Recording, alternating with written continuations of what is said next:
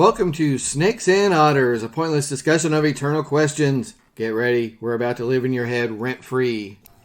Hello, Otterites. Welcome to episode 162. I am Martin. And I'm Robert. And I'm Francis.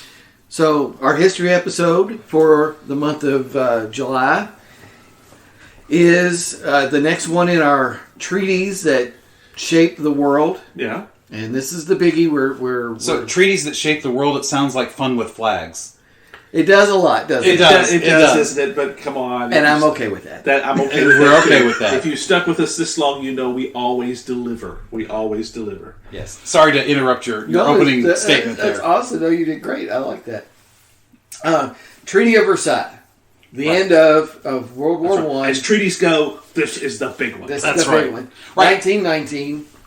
And much to Robert's dismay, this then turns into a discussion of World War I again. It's not that I'm not against World War I discussions, but we just spent so much time at the beginning of the podcast. Well, it was kind of like, it's been 2 years. It's like the wedding night. When you first start, you've been waiting all this time, and boom, it all comes out, and boom, there it goes, Now yes, but unlike the wedding night, we weren't over in 2 minutes.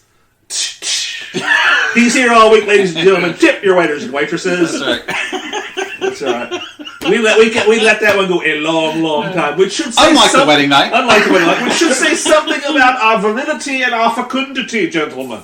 Because manly men do manly things. But yes, that's okay.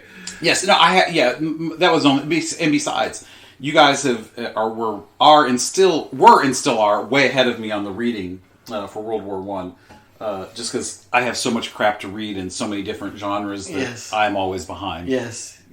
You shouldn't get behind in the assigned reading. There might be a test. Life is a test, so... That's right. I've gotten this far and have all that I have based on my... Oh, crap. Maybe I should read ahead. That's right. Read the lessons. Read the lesson plans.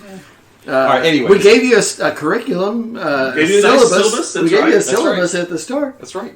Yes, and I even provided the tool that to help organize it all. Yes. So 1919, World War I comes to the end, and now it's up to the victors, the Allied powers they call themselves, to figure this thing out. And in theory, for really kind of the first time ever, you have something to guide a peace conference like this. Yeah. Something you supposedly want to live up to, and that's Wilson's 14 points. Right. This recognition of the humanity of all the people and self-determination and all these great principles. But there comes in contact, or you come into conflict then with the reality of this peace conference. Right. And the reality of this peace conference is France is broke, Britain's broke, they're in hot to the U.S. up to their eyeballs, and they got to make somebody pay. Right. And that's Germany. Well, it's Clemenceau's famous quote, Germany must pay. Yes. I mean, he was saying that during the Franco-Prussian War as the Germans were marching down the Champs-Elysees. I mean, that's where it's over and over. And I'm actually channeling Maggie Mahoney when I say that, because I remember that from her class. Yes. She spoke of that very well. And for modern ears, this whole thing about reparations doesn't make sense, because that's the last war where in the entire history of warfare where the losers had to pay reparations. If they weren't truly just conquered and wiped out. Yeah. Losers always had to cough up something, whether it was the entire country through being conquered, or they had to pay for losing, whether it be money, land, cattle, whatever, how far back you want to go. And so we don't do that anymore. And in this instance, they're doing all of it. Right. They're taking land from Germany. They got to carve up not just Germany, but colonies. That's right. Yeah, and the colonies. And the colonies, anything they could cash. Well, it was almost it was ravenous in many ways, because anything that wasn't nailed down, if it was just even tangentially available, Britain and France were basically stealing it. Yeah. Well, only, Palestine is the because the Germans had stolen it first. Well, yes, of course, but Because the Germans really did ravage occupied sections of France. I mean, that's Right. kind of And- where and- Clemenceau's yeah. coming Well, from. I get that. And also, because as you just referenced, Francis, this is also payback for the Franco-Prussian War. correct. Yeah. This is pretty much. not just payback for World War One. Right. Or the Great War. Yeah. Yeah. Because, 2 wars in a row, Germany invades France. France is going to get theirs back. They have bled white, to use the word. And, to be fair, a quarter of men 18 to 20 in France died in this war. Think about it. 25% of men 18 to 20. That's a massive number. Yeah, Right. 2 million French casualties, 1.5 million British casualties, 3 million German casualties. I think it is something in those kind of numbers. Right. So they call themselves the Allied Powers, and tons of people are showing up for this thing because there were a ton of allies. Even Japan is an ally, so it becomes too unwieldy to really negotiate and figure all this out for all these participants. So it comes down to what's called the Big Four: Lloyd George of Britain, Clemenceau of France, Wilson of the U.S., who's supposed to have all this moral high ground. He's the one who came in and rescued Europe and all of this, and Orlando of Italy. Yeah. But really, it's the big three because Orlando he's a fart in a whirlwind for this. Very well praised, sir. The other three really don't have much to do with Orlando and Italy. They had to come to Italy's rescue so much. Yeah. And then here's Italy showing up to the conference with their hands out. We want this because we signed on. And they're just like, whatever, And Italy. We don't care. there's Get in a- line. There's a racist element to all this, too, which I know we'll probably get into. Yeah. There is, because even among the things that the 14 points, which is really the basis for everything, Yes. tries to lay out, is very ethnic. Yeah. It's all about things like, all right, we want to reestablish Poland as a nation where the Poles are.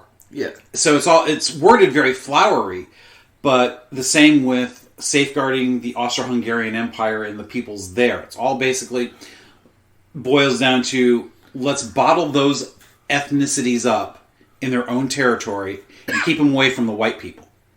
Even though we're all basically white anyways. Yeah, that's right. But, the Slavs and, those are all They're- seen as different. Different. Yeah, from they're different us. for others. sure. Yeah. Subhuman at worst. Yeah, so the proper good people, the civil. If you don't want to use white people, the civilized people, meaning Britain and France. Yeah. Well, ultimately that's correct. Yeah. Yeah. Yeah. So it's very much a ethnic based in a very hidden way Yeah. in many ways. Because you could use racial epithets to describe everyone else. Right. The Huns. But it's just very interesting, though, how even Italy adjusting the borders there. The wording was basically where there are ethnic Italians is where but which could mean that Italy could have lost territory. So because those borders are very fluid in that sense, for people crossing them and living and working and what have you. Across the Adriatic, it's all big conglomerated mess. Right. So that's the collision. That's the collision. All this high-minded 14 points Wilsonian awesomeness is coming into collision with racial attitudes and it's Competing national interests. yeah, the national interest of Britain and France especially are we must keep our colonies. Yeah. They were That's- imperial. Yeah, Yeah. That was for Lloyd George, it's we must keep the British Empire together. So you can forget about all this self-determination crap.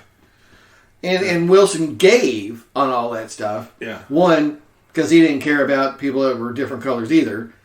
And two, Britain and France are in hock to the U.S. up to their eyeballs. And that's the thing Wilson has to protect. He's got to get that money. right. So he can't push Britain and France too hard. Well, So otherwise they'll say, screw you, we're not paying you back. Yeah. And then what's his choice then? The only Yeah. choice then is to go back to war with Britain and France to get the money. Get and the that's money. a non-starter. That's Well, what yeah, happened. because he's, everybody in the back, in back home, and they're demanding this because they're the ones that lent the money. Yes. It's our money. Yeah. We've got to have the money back. Default is not an option. So that's, this disastrous situation, this collision of interests that happened under the guise of all of this generosity of the 14 points and stuff. And crucially, Germany is not invited at all. So they have no idea what's going on. Right. And they're undergoing basically turmoil and revolution and trying to reestablish a government without the Kaiser and all this other, without knowing what the Allies are thinking and what's next for us.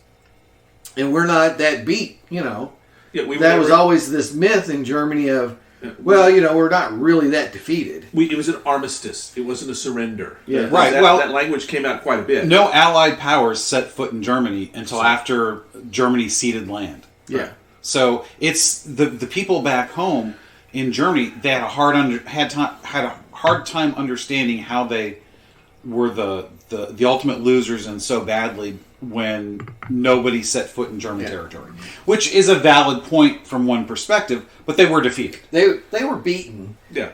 Just without really understanding, because Ludendorff and Hindenburg kept the severity of what was going on the Western Front from the people. True. They had no real idea of just how badly beaten they were. True, but if they had thought about it, I'm sure there were many who did reason this out. But when you think about what was going on, because there were uprisings in Germany. They're starving. Yes. There's all these bad things going. There's civil unrest to the degree that makes anything that's been going on here look like nothing. Yes, they're tilting on the edge of It's a total societal collapse. Yeah. I mean, they're almost in the same spot as one of the defeated, basically, allies in Russia. Right. So in many ways, it's amazing to think how blind can you be to think that how can we we're just as good as you let's negotiate as equals. You're not equals. When you lose, you are no longer equals. Yeah. You're dictated terms. Yeah, and that's they what didn't happened. expect that. They didn't expect that. They did not expect it, but that's what they were handed when the Allies were done. They were handed a document dictating terms, saying the famous war guilt clause, as it becomes known. Uh-huh. Germany is responsible for all the losses incurred by the Allied powers, which is utter Barbara Streisand. Yes. Bovine excrement, if you want to go that way. Yes. This again, we've discussed this at length, but I don't know if we've ever discussed it on the show, but certainly. Well, no, we did in those first episodes. This is a giant shit sandwich, and everybody has to take a bite when you talk about war blame for World War One. Yes, they all had a hand in it. Russia had a hand, all of them. But in order to justify making Germany pay, then the war guilt clause had to be there, right? Which is and that's what in many ways they bristled for that probably more than anything else. Yeah. Well, they were going to refuse to sign. Right. There were 3 clauses that they refused to sign if they stayed in. But the Allies said, no, you will sign. And so himself. And the German chancellor, he resigned rather than sign. So the next guy's like, okay, we'll sign. Yeah. Because they threatened to... choices. Yeah. Right. They threatened to invade. The Allies were going to invade because everybody was still there. Yeah. They were, nobody had started de-arming and I don't know how much of the U.S. forces were still there.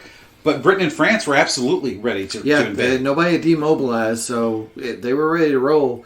And Wilson went along with that threat. He did. Because again, all that mattered to him was the League of Nations, which, as I found this is such a great quote.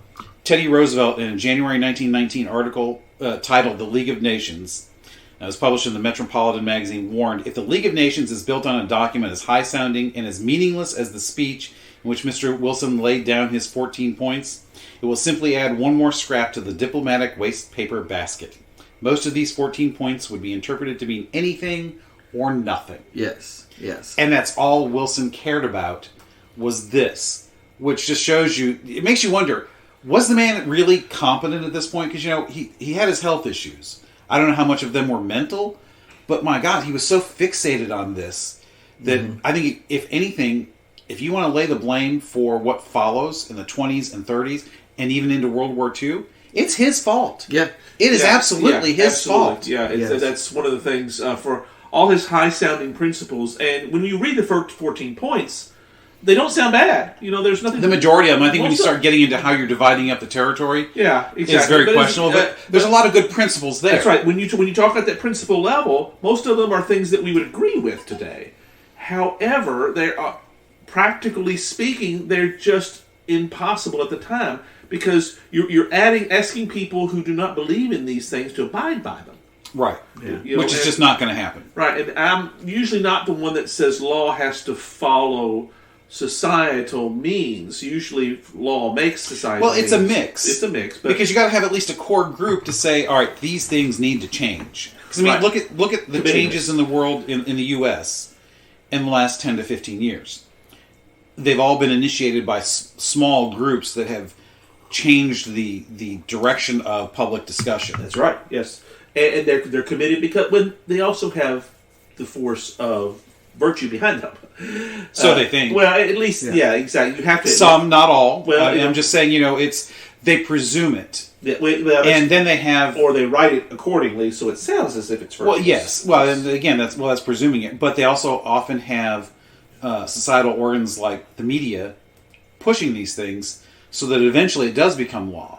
So it's kind of a mix. Sometimes law comes first, but you still have to convince the people to write the laws.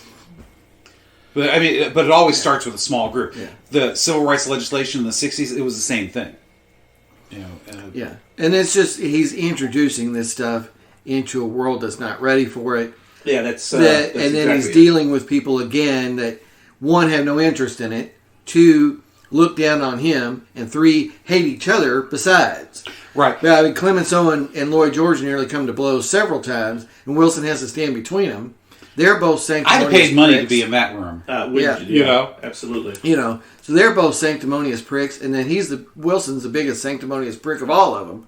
Well, so and the thing is, all of this is never going to work. His timing is what's wrong here. If you take the core that is good out of those 14 points, like free navigation of the world's oceans and free trade, all these things that most people today would recognize, that's a good thing. We can all get along better that way. You do that after the peace has been established. You can't make that the foundation of peace because people are too pissed off at each other. Well, that's correct. Very well put. That's exactly right. And it's Germany must pay. You're washing all of this through the realities of the realpolitik that's going on. Again, Britain's never going to let go of the colonies at this point. So right. And the navigation of the seas that's something they're not interested in either. Right, because they're still a naval power. They're the ones who dominate the seas, and they want to keep that going. And again, France needs the money back, and Wilson has to give because he's got to protect America's investment. And so, again, this thing's a disaster. And it's funny, though, you get on the one hand, you get famously John Maynard Keynes saying, this is too harsh. Yeah. Especially the reparations component. First time I've agreed with John Maynard Keynes much. Yeah, much.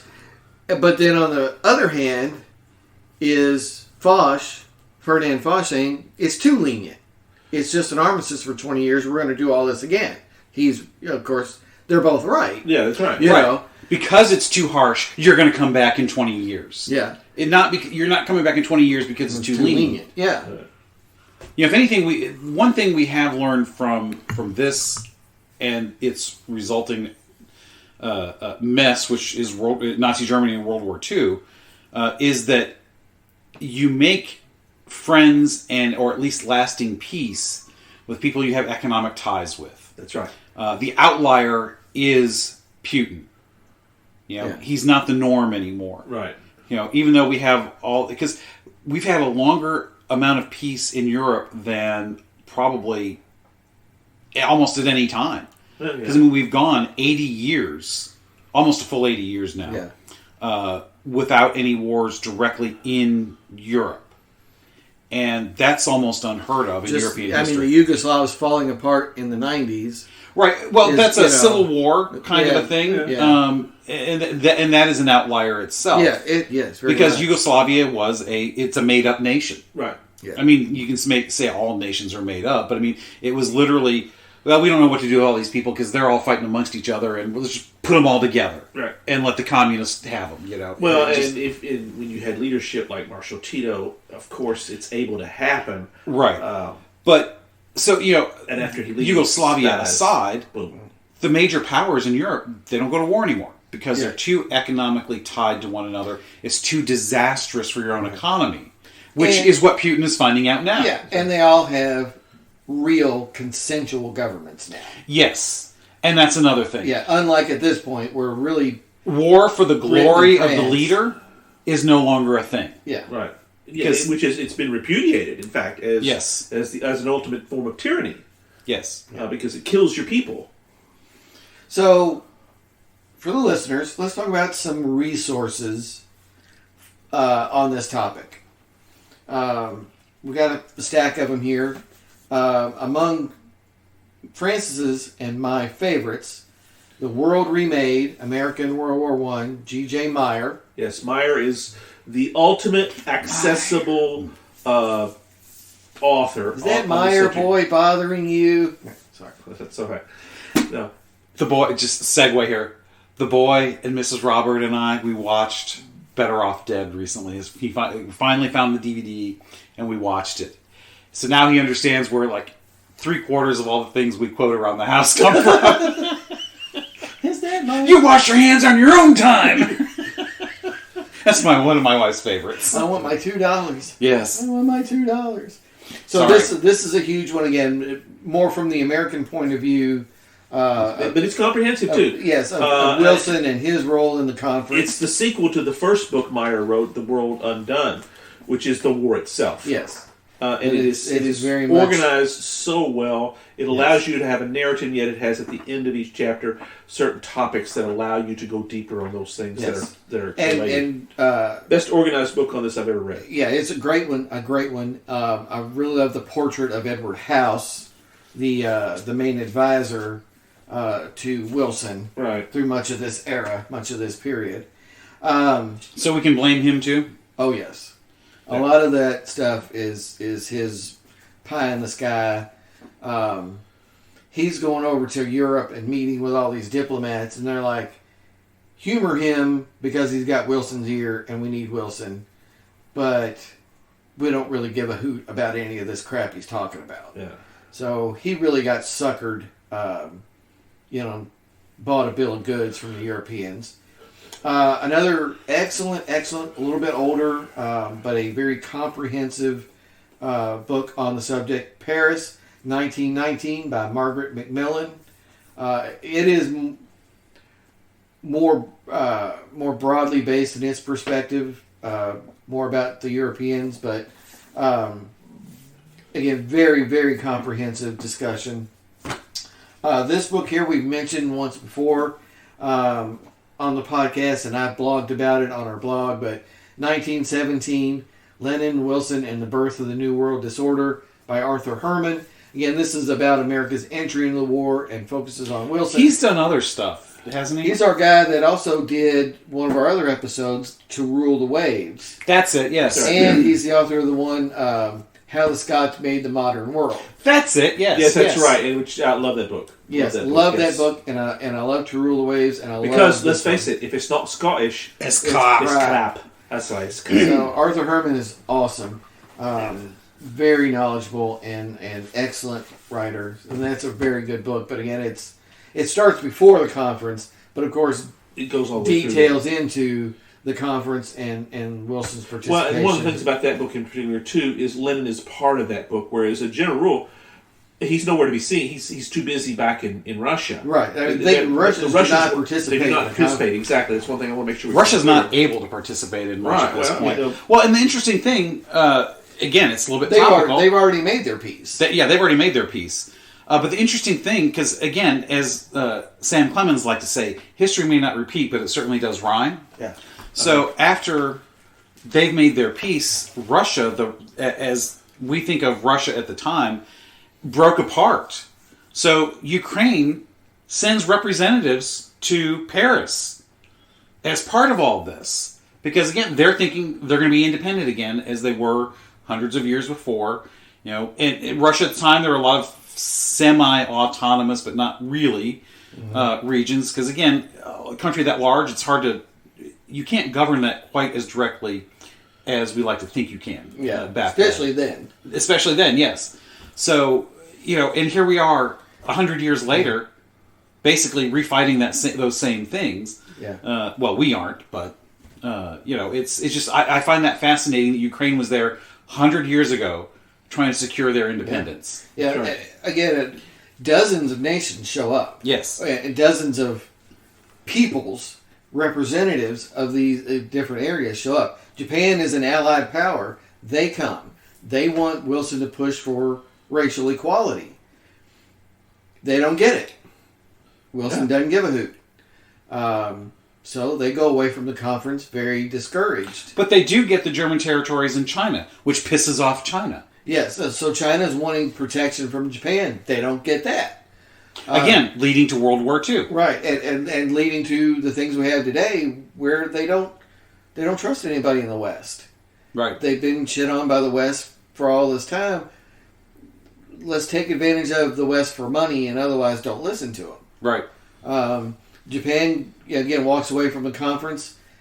They were at this time strongly allied with us. Yeah, and they were basically shit on. Yeah, and they didn't forget this. And they did not forget it, Yeah, and switched sides eventually. That's exactly right. A lot of those seeds were planted right there in Paris. Yeah. Yeah. And it's amazing when you think about the fact that Japan was on our side, because so was Russia. Yeah, That's right. 10 years before the start of this war, they had their own war where Japan beat Russia. Was it Sino-Russo or Russo? Russo-Japanese War is what we usually call it. But and it's Teddy Roosevelt's the one that brokered that peace. Yeah. Of course, Russia got their ass kicked. That had a lot to do with it too. Yes. But, well, at the time, fighting a war that far to the east in Russia, they were going to lose that. Yeah. They did, because they didn't have the men and material. Yeah, and the Tsar was sold a bill of goods that she should have never. And part of it is he brought himself with it. That's we ought to do a thing on the Romanovs. That would be kind of fun. Oh, we should. Yeah. Perhaps as a one-off as a hoopajou, we should do a series or an episode, maybe a series of episodes of all the or as a history episode, all the times in history where the people got screwed because their leader brought themselves. That's really good. Well, I mean, does that start with McClellan? Well, that's where we came with the idea. Yes, I mean that's certainly one. But I mean, we could even go farther back. I'm sure George B. McClellan. But he certainly would star in that episode. That's right, absolutely. Yes. But the Tsar Nicholas would be a great one as well. There are many others that we could talk about. He's a bathtub toy in all of this. Which is a shame because he was not a bad person at times. Just very weak-willed. Yes, that was a lot of that, and the whole system was problematic too. It was. It had become so corrupt and so insular. Well, the Russian system, it was basically slavery. Yeah, exactly. I mean, we don't like to talk about that. The whole serfdom. But serfdom is slavery. Yeah. I mean, literally, at the worst of it, at the height of Peter the Great, serfs were slaves. The non-serfs, the nobles, could do whatever they wanted to a serf. That's right. And that was okay. And that is the epitome of slavery. That's right, yeah. And it eventually found its way, it was on its way out, very much so. It had been abolished, but there's abolished in name. That's correct. But not in fact. Exactly. There's so much, unfortunately, it took a revolution to change the attitudes. That's it had become so decrepit, it collapsed under its own weight. Yeah. And I don't think anything. We can look back and say, "Oh, well, what would have happened if this, that? If only the Bolsheviks hadn't been sent back over there." Would it have been different? Yeah, but would it have been any less repressive? Doubtful. Well, certainly that's about it. The White Revolution, the one before before the Communist Revolution. Yeah, we had a much better shot at having a decent outcome. Yeah, correct. Yeah, because they were at least attempting to be democratic. And granted, democratic for Russians is still probably not much better than today, but beat the communists that came after them. Yeah, but I think Francis is on to something. At some point, Lenin's going to get back. Yeah. Even if the Russians aren't facilitating him getting back in order to leverage his revolutionary ideas to get Russia out. Russia's going out of the war at some point. Well, yeah, if only by defeat. If only, Kerensky is not going to really be able to keep them in. And the Tsar the best he could have done, the absolute best they could have done was just hold a boundary somewhere. Yeah. And try to keep the Germans out. And then, at some point, the Bolsheviks are coming. And I don't think the outcome's any different. Maybe it's, the Russian Revolution of 1921 rather than 1917. But I think it's coming. I think the Bolsheviks are inevitable. I don't like to think of history as inevitable. But once certain things start in motion, it's darn hard. It requires a radical change in Russia because of how far they've dropped. Yeah. How broken that system really was. Yeah. You can't patch it up, and you can't replace Nicholas with his brother. They tried that. You can't bring in Constantine and Constitution. They tried that. It had to be. They required, just like Germany, they required a strong leader. But they didn't want it the way it was, so they sold it. Yeah, it's kind of interesting you put it that way because they needed fundamental change, but only within the context of the framework they understood, which was a strong leader. Therein lies the awful irony of this whole paradox of Russia. Yeah, right. Which is how you ended up with 70 years of communist tyranny. That's correct, and even in Putin. Right. So, other than a 15, 20-year interlude beginning with Boris, who went down in history reviled because of his the economic when he left office, the economy was in the tank. Which honestly, I think that's one of those things where Martin, like you said, you hate to think of things as inevitable, but exactly when you're when you're throwing off the shackles of communism and trying to become a democratic, market-based economy. That's right. George Washington himself couldn't have done that one. Right.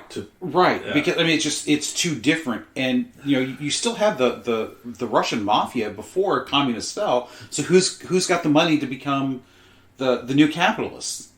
The guys who are basically the mob. Yeah, the guys who were stealing everything to begin with. Right. So it's really all you did. You got to let it churn and be patient enough. And put structures in place to eventually regulate it, and it would have come out all right. Right, but they had no experience with that. Well, and the advantage, patience. Well, the advantage is kind of the other way around. Is the general people on the street? They don't look. They do their own thing. Yeah. They basically want to be left alone. They don't give a rat's ass as long as they're not being sent to the gulag. Who cares? That's for those people. That's a very Russian, not fatalistic, but almost point of view. Yeah, because most of them are very self-sufficient. They've had to be. Because when you think about the Russian system for centuries, the little guy is always being crapped on. That's right. He's got to make sure he's got enough food to eat, something over his head. It sure would be nice if we had a McDonald's, which, irony of ironies, that... They did, but they don't anymore. They did, but they don't anymore. In fact, as we record this, they're supposed to announce next week what the new name of those McDonald's in Moscow and St. Petersburg are going to be called. Interesting. Because they've taken, they can't use the name anymore because McDonald's has pulled all that, so they had to come up with some but those are all franchises. Of course, that's right. All right, but I'm sure there were some corporate stores. That's right. So the corporate stores would shut down entirely, but you're right. The franchisees. Yeah. They'll probably band together and come up with something there. If you remember Eddie Murphy's movie Coming to America, there'll be McDowell's with the golden arcs instead of the golden arches. Yes, instead of, yeah. Well, that's a good spot before we wrap up and do our last bits. Let's do our bourbon break. Oh, yes, because we got a good one today. Boy. Yes, so... This is new for us. Yeah, listeners, this is Francis had already cracked this, but it's new to share it on the show. Old Forester 1920 Prohibition style, 115 proof. So does that mean this was made in a bathtub? Perhaps. But 115 proof, I don't think we've ever tried No. a high approved Old bourbon. Forester is a wonderful brand. I'm surprised it's taken us so long to get to them. They have, if you check out their website, they've got a lot of products. Yes, they've under that introduced brand. a lot Isn't of new. this the same distillery that does Pappy's? Might be. I could be wrong on that. Brown-Forman owns them, I can tell you that. No, it may not be. I don't know. But it's hard to say because Brown-Forman owns like half of them. Well, that's right. Well, they own Woodford, and they own this. So this is one of their flagship brands, though, along with the Woodford. I don't know that a whole lot of people think of Old Forester normally as a high-end brand, though. It's become that, and one of the things that has it's got tradition. It's been around for a long time, and they have an extremely diversified branding of this. Well, and I think that being around for a long time is what works against them in thinking it's not a high end, because the craft bourbons are the ones people think of as high end. That's correct. But this 1920 Prohibition style, this would be considered a craft bourbon. Correct. Even though it's a big name. They distillery. have it's a side brand, so to speak. They've got 4 different of these. If I'm remembering right, it might be 5, but there's 4 of them. I've got the with different years associated with it, and I've got another one in there that's 1897. There's a 1914. There's a 18. Oh, we should have done the 1914. And this is the 1920 because, as it says, Prohibition style. This is how they would have been made at the time. So the proofs are all different. Right. Whereas one of them is bottled in bond, which we will try that here eventually. I've got that one anyway. I'm going to have the whole line eventually, but I wanted this one first because this is supposed to be, this is the heavy duty, high end proof. We've never drank a high proof.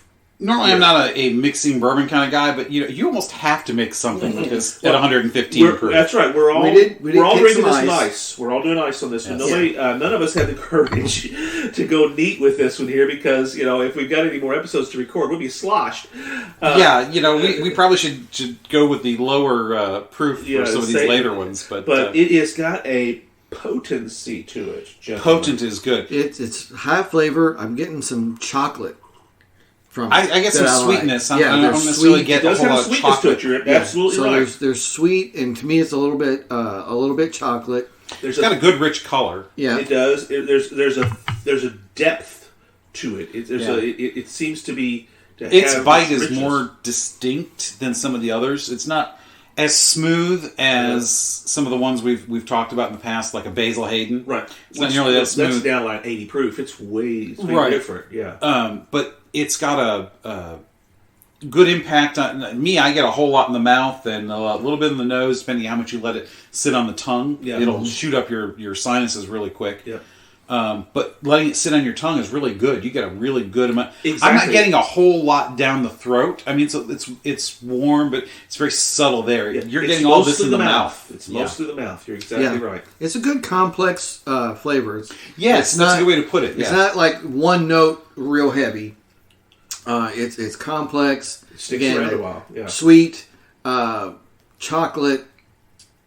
Maybe just a touch of some fruit to it. Yeah. Not really citrusy, but just kind of that. Yeah, because it's not the mild sweetness fruit. I'm getting is not a chocolate sweetness, but it maybe fruity is a good way to put it. Yeah. Mm-hmm. Yet it's not like Wild Turkey, which we all love that one. Yeah. Wild Turkey was pretty smooth. It was. It very much so. Yeah. This is still smooth. It's just it's got more of a burn to it, but not a burn as in bad. A burn is in it's higher proof. It's just there's Right. more. It's more, this is higher proof. Yeah. This will definitely transform. Martin, you've already finished yours. We're gonna have to captain all the rest of the episodes because he's gonna be incoherent. He's sitting in the corner saying, "Don't change the channel. Come on, let's go." But I do think you're right. A similar flavor profile to Wild Turkey. Yeah. With that sweetness and that little bit of fruit. And I think those are kind of we're kind of measuring against Wild Turkey because that's kind of been one of our favorites. Yeah, it's a new favorite. Yeah, it's a new favorite. Yeah, and this is definitely one too because when you need a high end, they didn't mess around with this. That whole Prohibition style is what got me to. Well, yeah. One of the things I like about this is the bottle as well. Yeah, because it's very much harkens back to Prohibition. The style of the bottle. It looks like old fashioned, which and is that's good. kind of that's marketing for it, folks. I mean, that's, it is. It gives I don't you know how many people outside of those who really pay attention. The normal guy getting it off the shelf is not going to notice that probably. Well, I mean, if you've been to some of the larger, and I bought this one here at one of the large local retailers that we have here, Party Mart, and it was Liquor Barn, excuse me. Huge. They have a wall of bourbon. So if you go in wanting bourbon, if you don't know anything at all, what in the world are you going to do?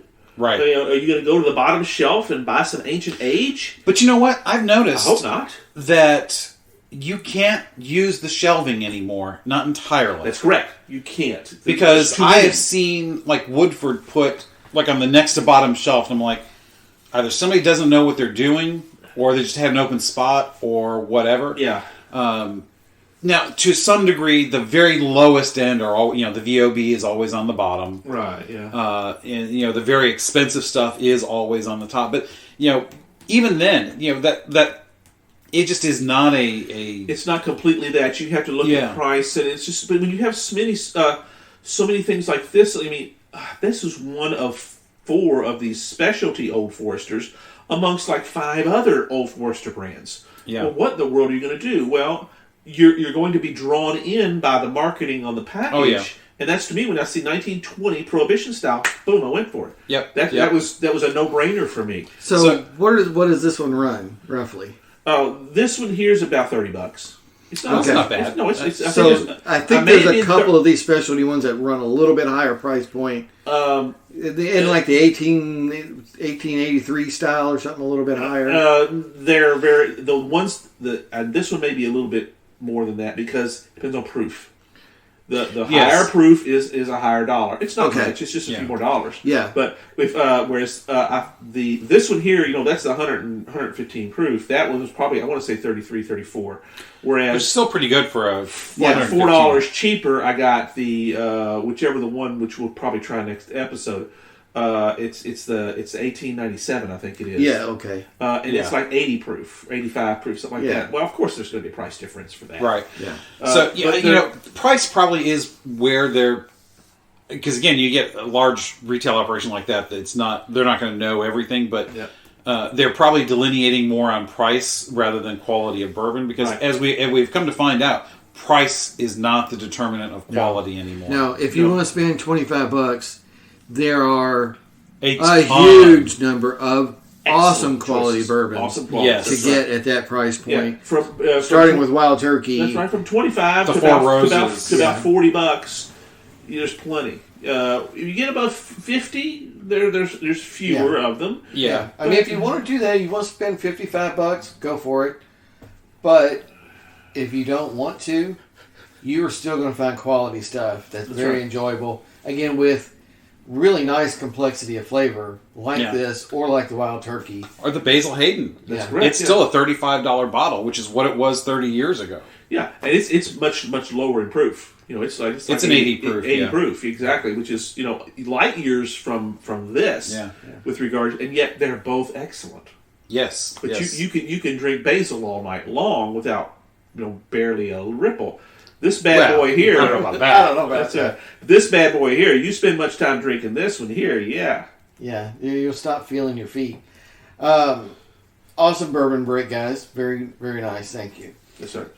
So, again, we're at this conference. The Germans, the losers, aren't even invited. They don't know what's in it until it's put in front of them with the ultimatum of, you're going to sign it or else. We're not amending it. We're not changing it. You can object all you want. We don't care. We're going to wipe our asses with your objections. It's very well put. Yes. So sign. Yeah. And again, all that high-minded 14 points crap went right out the window because Wilson had to protect the money.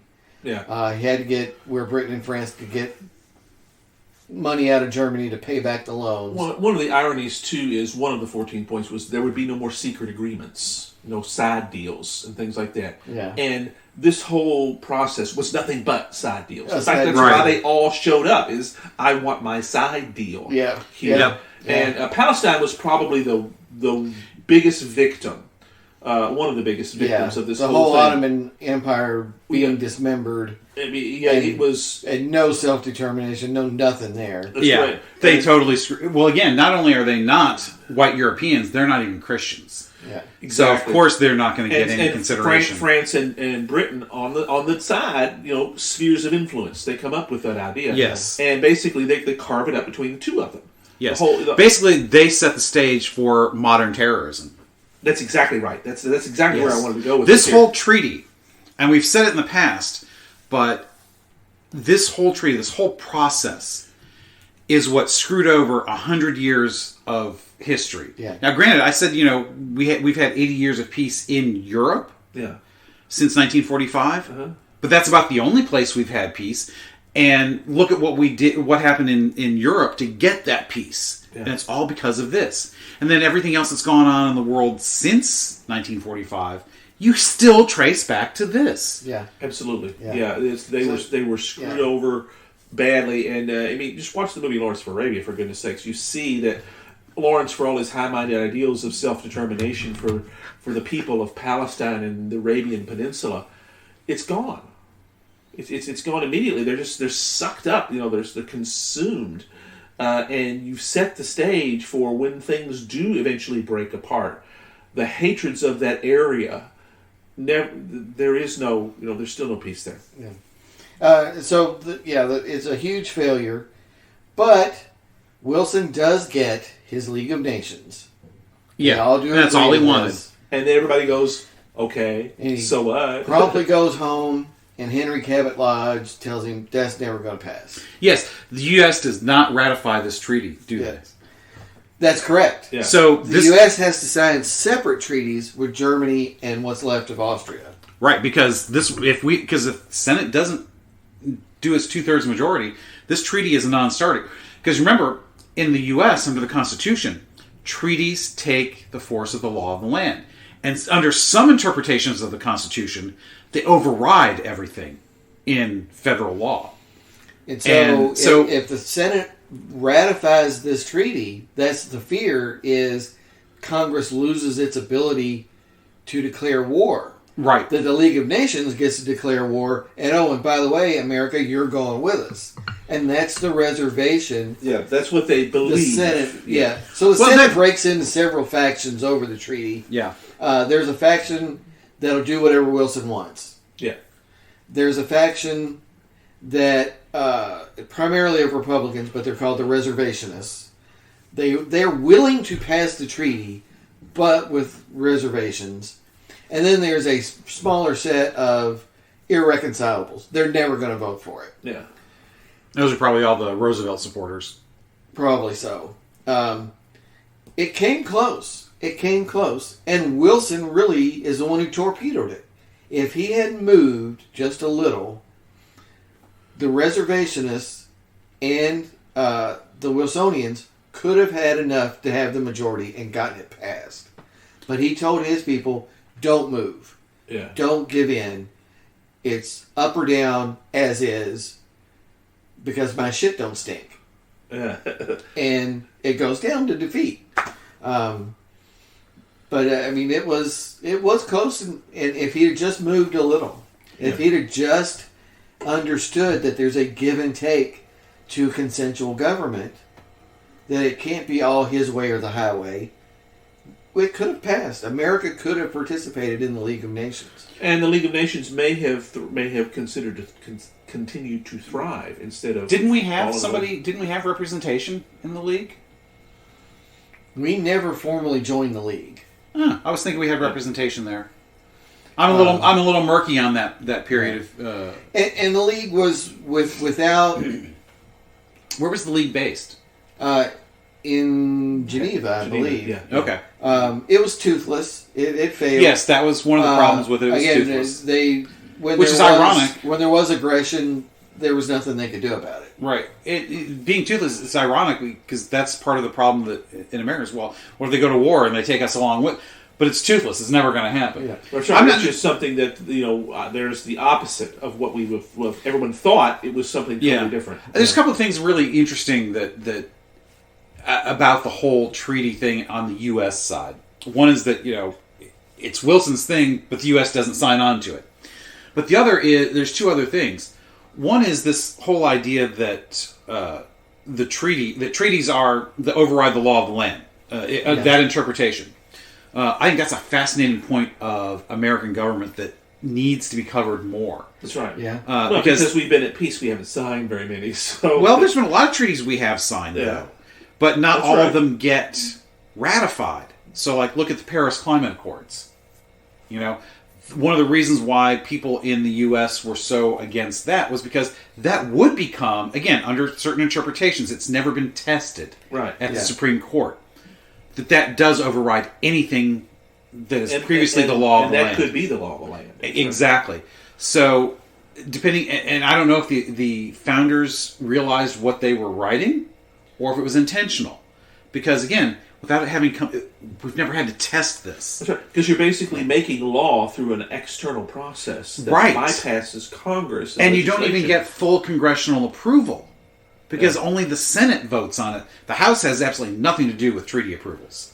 Yeah, their role would be legislation to carry out provisions or funding of the treaties. Exactly. But that's it. You're right. That's their limited role. And they've used that role in the past. Yes. They've withheld funding to implement treaties. Yeah. So I think that's a fascinating thing. It's not necessarily something for the blog or the show. It might be something for the blog. Because I'm not really sure how we turn that into a history. But I just want to point out, I think that's a fascinating thing. It is. You're absolutely right. It sounds like you should do a Wobble Wednesday on that one. Yes, sounds like I should. Yes. Listeners, we missed a couple of Martin Mondays. I've been several Wobble Wednesdays. But Francis is back. Yeah, so please hit snakesandotters.com and check out what Francis has to say. Martin Mondays were usually the ones that we could always count on. That's true. Yeah, a couple of rough I'm more Mondays. intermittent. Robert is too. But between the three of us, we've always got something interesting going on that. We try to. Yeah, we certainly try to. So the other thing that I think is interesting about this is that you got all these people to sign on to it, but it immediately it's strangled in the cradle, even though they meet. Yeah. I find it fascinating that they kept it going for some 15 to 20 years. But, obviously it dies at the time World War II starts. Yeah. It dies officially. But it was still an ongoing concern in 1939. Yeah. And yet, what did it do? I think this is one of one of the largest diplomatic. What's the word for pointless expenditures? And no, it never was. It never. No, that's not the. No, that's not. I know you. There's a cleverness there you're reaching for. Yeah, and I've had too much 115 proof here to come up with the word.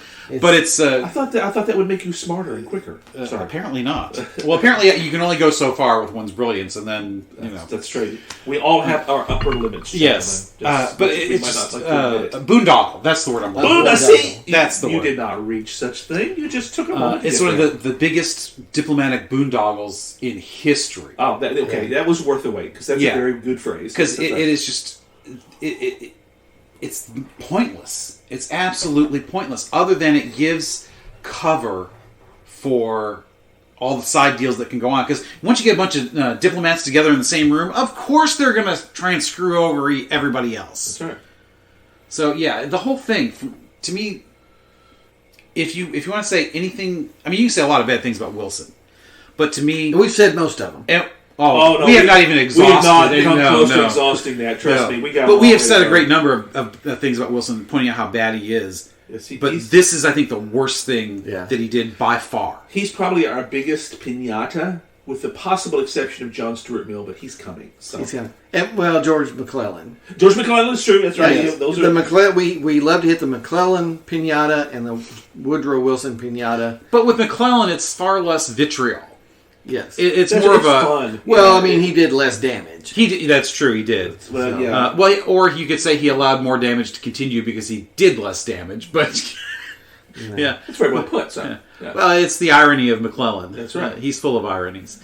But yeah, it's just if you want to hate on Wilson for anything, this is as good or better than anything else. I mean, this is kind of the top count of the indictment. Yeah. I mean, if you want to talk about the epitome of a man's great work, this is it for Wilson. And look at what it is. Yeah. I mean, it is pure evil. A huge failure. Huge failure. Huge failure. Huge. And you just can't...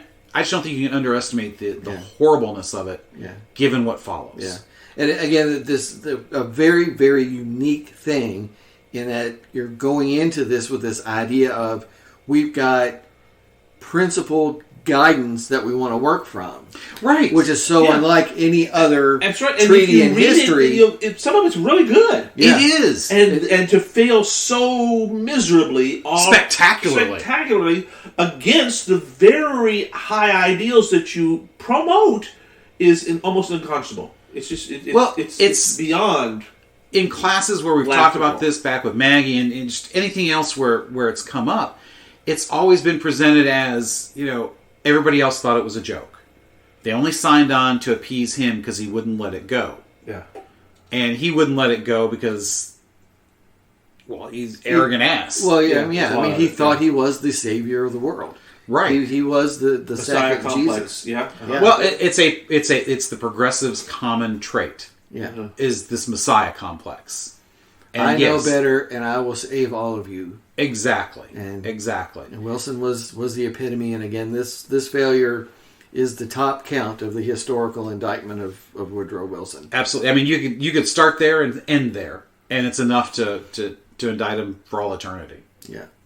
That is a very, very good wrap-up synopsis of the Treaty of Versailles and the Paris Peace Conference of 1919. You guys did an awesome job. Thank you very much. One thing I want to say real quick, I forgot to say this earlier. Of all the treaties we've talked about so far, and this is the final one, isn't it? No, we have one more. That's right, Kellogg-Briand. Kellogg-Briand, Tilting at Windmills. Yes. That we so the first two we talked about were relative successes.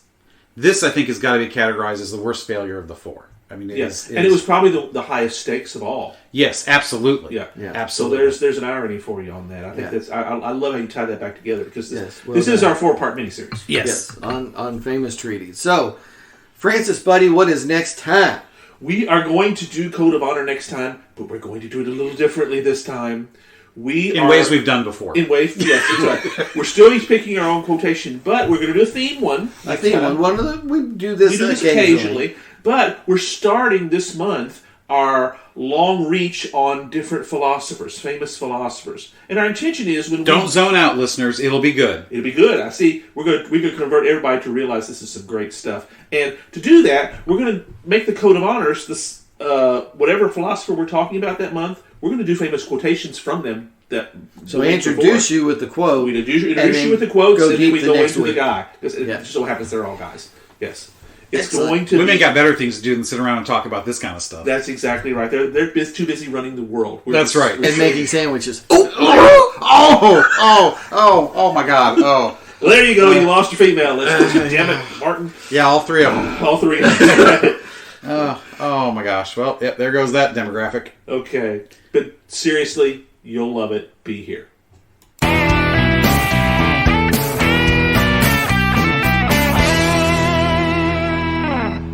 Hope you enjoyed another pointless discussion of eternal questions. Remember, new episodes published every Friday at noon Eastern. Spread the word. We're on all the major podcast platforms. And leave us a comment or review because that helps others find us. We're on Instagram, Twitter, as well as our website, snakesandotters.com. I'm Martin. And I'm Robert. And I'm Francis. Join us next week. Same snake time, same otter channel.